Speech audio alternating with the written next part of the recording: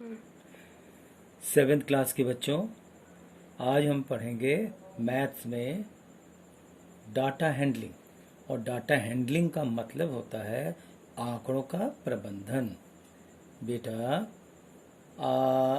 आपको पता है, जब आप घर से निकलते हो और अगर लोग बहुत सारे चीज़ों को एक साथ इकट्ठे लेकर आने को कहा जाता है तो क्या करते हैं? मम्मी अगर आपको कहते हैं बहुत सारे या तुम्हारे पापा कुछ सामान लेने जाते हैं, तो मान लो 10 12 15 सामान है, कहीं भूल ना जाए तो उसके लिए क्या करते हैं? इकट्ठे एक लिस्ट बना लेते हैं, बनाते हैं। तो इसी तरीके से हम यहाँ उसी प्रकार के सवाल को करने जा रहे हैं।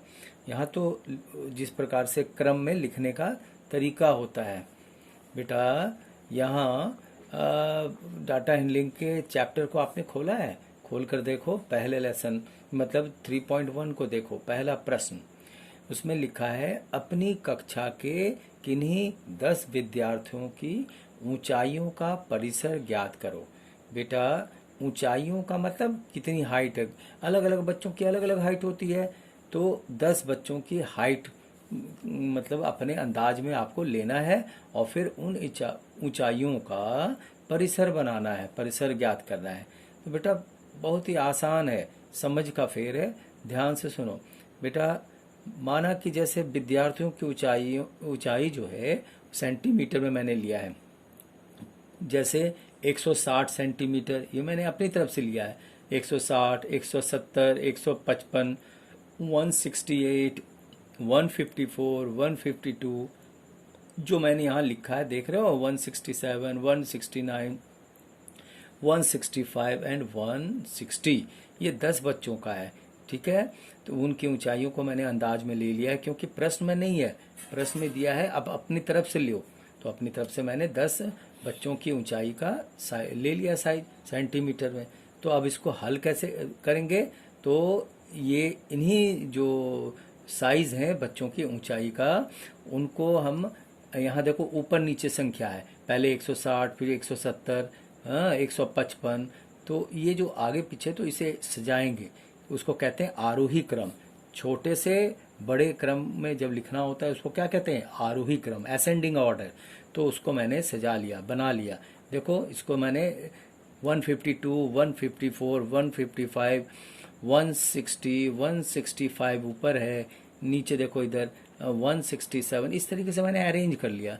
और इन्हीं में ये जो सभी 10 बच्चे हैं, उन्हीं में से मैंने सबसे, प्रश्न में पूछा है सबसे छोटी संख्या। और तो सबसे छोटी संख्या कितनी है देखो, तो मिलाओ, तो यहाँ पे देखो, ढूंढो सबसे पहली जो संख्या नंबर है 152। तो 152 जो है वह सबसे छोटी संख्या है। और सबसे बड़ी संख्या ऊंचाई में, मैंने बच्चे की हाइट में सबसे ऊंची लंबाई वाला बच्चा कौन है? 170 सेंटीमीटर वाला। ठीक है बेटा। अब तो परिसर निकालने को पूछा गया है, तो परिसर का तरीका होता है सबसे बड़ी संख्या में से माइनस कर दो छोटी संख्या को। जैसे देखो यहाँ मैंने किया है 170, पहले प्रश्न ये पहले लिखा है सूत्र, ऊंचाई का परिसर बराबर सबसे बड़ी संख्या माइनस सबसे छोटी संख्या। तो 170 सेंटीमीटर माइनस 152, ये घटाया तो टोटल कितना निकला? घटाने पर 18 सेंटीमीटर। यही इसके परिसर हुए, यही इसका उत्तर हो गया। ठीक है बेटा। दूसरे प्रश्न में आता हूँ। दूसरे प्रश्न में कक्षे में यानी क्लास में जो बच्चे हैं वो 20 बच्चे हैं, और वो बच्चे जो हैं अलग अलग संख्या मतलब नंबर लाए हैं। 10 नंबर का टेस्ट हुआ, और क्लास में जो टेस्ट हुआ 10 नंबर का, उसमें कोई बच्चा 4 नंबर लेकर आता है, यानी अंक 6 है, 7 है, 5 है, 3, 5, ये देख रहे हो, यहाँ से लेकर 20 बच्चों के अंक दिए गए हैं इस प्रकार से। ठीक है, ये तुम्हारे बुक में ही है दूसरे प्रश्न में। और इसको पहले तुम्हें असेंडिंग ऑर्डर में लिखना होगा। तो पहले सजा लो उसे, जैसे कि मैंने इससे पहले वाले सवाल में किया था। तो 4 के बाद कौन आएगा? 5, इस तरीके। और इससे भी अगर छोटी संख्या है तो उसे पहले लो, 3 लो। 3 से भी कोई छोटी संख्या है तो 2, 2 से भी छोटी संख्या है तो उसे 1। तो इस प्रकार से एक सबसे छोटी संख्या हुई, और सबसे बड़ी संख्या जो है वह यहाँ देखने पर पता लग रहा है 9 है। तो मैंने इसे लिखा है, और ये प्रश्न है तुम्हारा देखो सबसे बड़ी अंक संख्या जो सबसे ज्यादा नंबर लेके आया 10 में 9 नंबर जो बच्चा लाया तो वो सबसे बड़ी संख्या हुई, और जो बच्चा सबसे कम नंबर लाया जैसे 1 तो वो है छोटी संख्या, यानी छोटे अंक नंबर। अंक मतलब मार्क्स जो वो लाए बच्चों ने 10 में 1 नंबर मिला। अगला बेटा तीसरा प्रश्न है परिसर। परिसर का मतलब वही जो सबसे अधिक और फिर सबसे छोटे उनमें घटाएंगे। तो देखो ऊंची संख्या लाने वाला और छोटी संख्या जो कम नंबर लाया बच्चा, ठीक है, उस घटाएंगे 9 में से माइनस किया 1 तो बराबर कितना हुआ 8। ये हुए प्रश्न का उत्तर। ठीक है बेटा, और इन्हें हम तालिका रूप में करते हैं। तालिका रूप में जैसे मैंने अभी भी बताया कि जब घर से बाहर निकलते हैं तो सारे लिस्ट बना लेते हैं ना कि ये सामान लेने हैं, ये लेने हैं, ये लेने, कहीं भूल ना जाए। तो इसी का तरीके से ये जो है डाटा हैंडलिंग में तालिका बनाने का तरीका है। तो ये है तालिका, मैंने लिखा है सारणीबद्ध में। सारणीबद्ध में कैसे, देखो जो बच्चे नंबर लाए उसको इस प्रकार से लिखेंगे, जैसे पहले एक नंबर किस बच्चे ने लिया, 2 नंबर, 3 नंबर, 4 नंबर, 5, इस तरीके से 1 से लेकर 9 नंबर। 10 कोई लाया नहीं तो 1 से लेकर 9 नंबर तक का टेस्ट हुआ था तो 9 तक का है। तो बेटा यहाँ पर ये अंक अंक की तालिका है, और इसके बगल में मिलान चिन्ह। मिलान चिन्ह मतलब 1 है तो यहाँ 1 रेखा लिखेंगे, और एक नंबर जो है कितने बच्चे लाए तो वहाँ उसको देखेंगे। तो एक बच्चे ने 1 नंबर अपने टेस्ट में लिया। 2 नंबर लाने वाले बच्चे, अंक 2 लाने वाले बच्चे कितने हैं, ये 2 हैं। यहाँ देखो ये 2 है तो इसको सीधी रेखा में 2 लिखते हैं, ये पता है आपको रोमन वाले में, है ना। उसी तरीके से 3 अंक लाने वाले बच्चे कितने हैं तो वो 1 है तो उसको 1 लिखा यहाँ पे। 4 अंक लाने वाले बच्चे जो हैं वो कितने बच्चे लाए 4 अंक, वो लाए 3 बच्चे लाए तो वो यहाँ 3 सीधी सीधी रेखा खींचेंगे।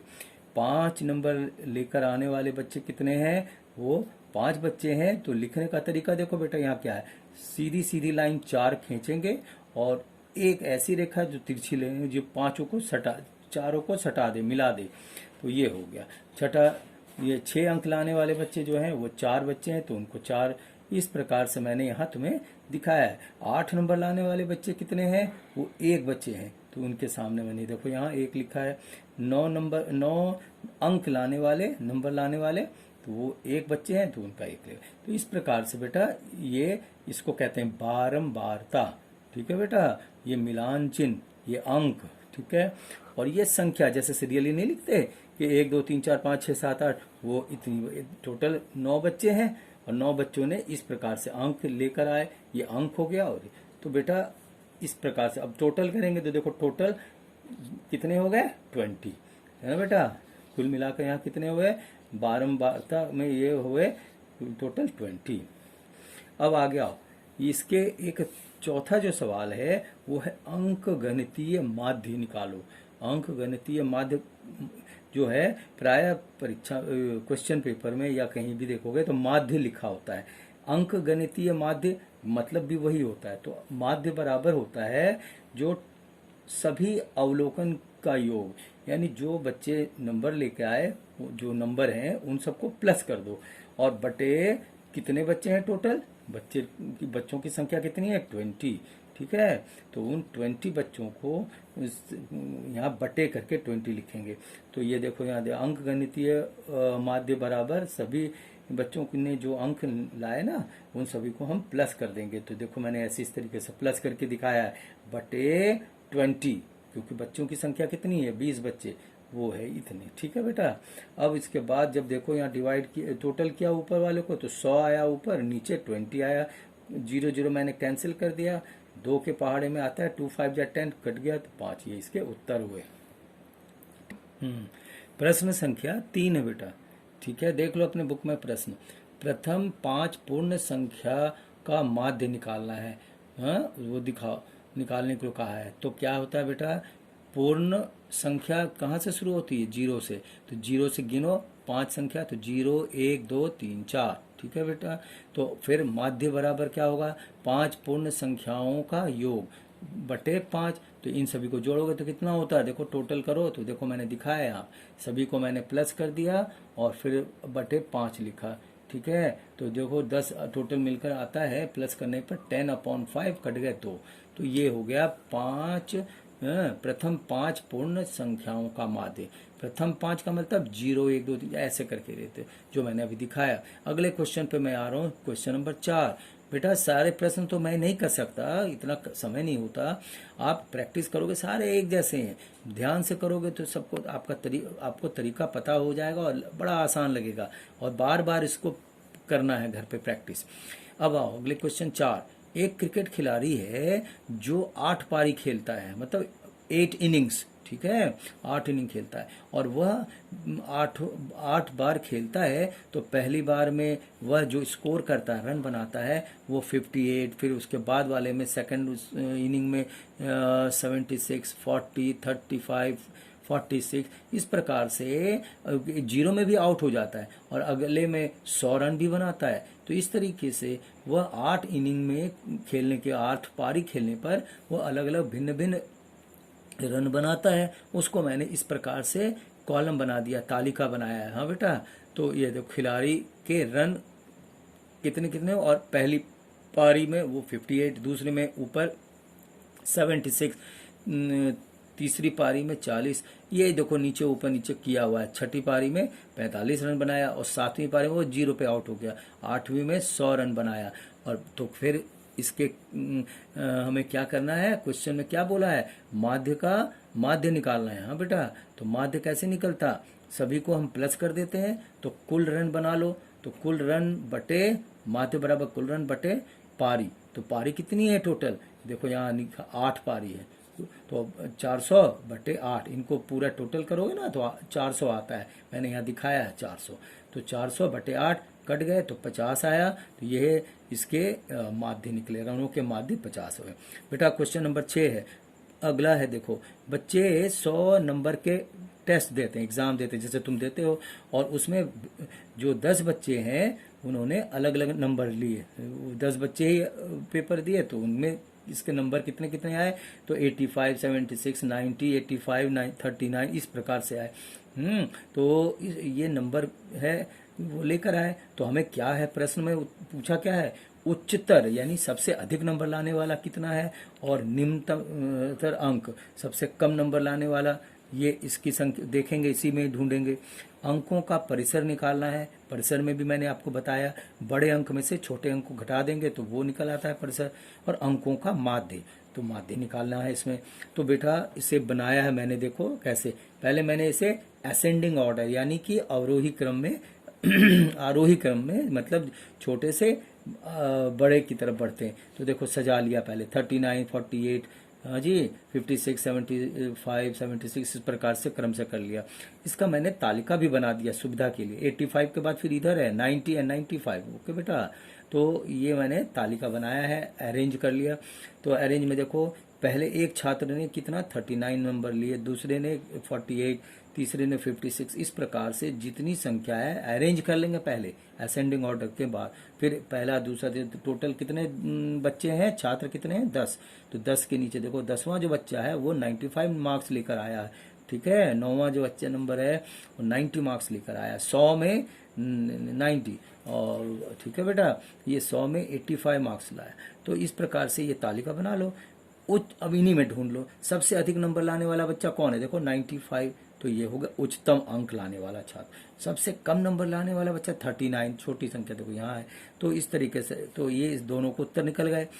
तीसरे प्रश्न में अब आ जाओ। तीसरा प्रश्न क्या कहता है, उच्च ये परिसर निकालना है। तो क्या होता है, जो बड़े नंबर हाईएस्ट मार्क्स लेके जो आता है, सबसे उच्चतम मार्क्स और सबसे निम्नतम मार्क्स जो लाए, उन दोनों में से घटा दो। तो 95 में से 39 घटाया तो 56 आए।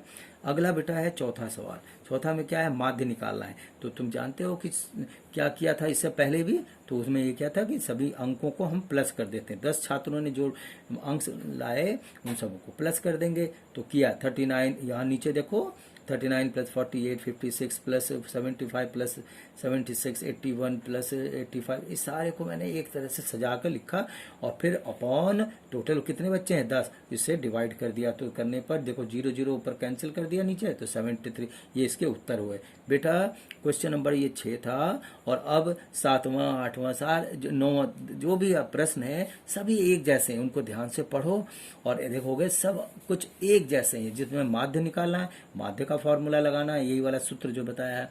जिसमें परिसर पूछा है तो परिसर में क्या होता है, अधिकतम में से लोएस्ट वाले कम, जो सबसे निम्नतम है उनको घटा देंगे तो वो निकल। इस तरीके से सारे क्वेश्चन है। आप 3.1 कंप्लीट करो, घर पे बैठे घर होते हो तो एक एक दो दो सवाल को रोजाना प्रैक्टिस करोगे तभी आपको आएगा। जितना प्रैक्टिस करोगे उतना। तो ये बेटा आपका 3.1 हुआ, घर पे प्रैक्टिस करो। अगले दिन 3.2।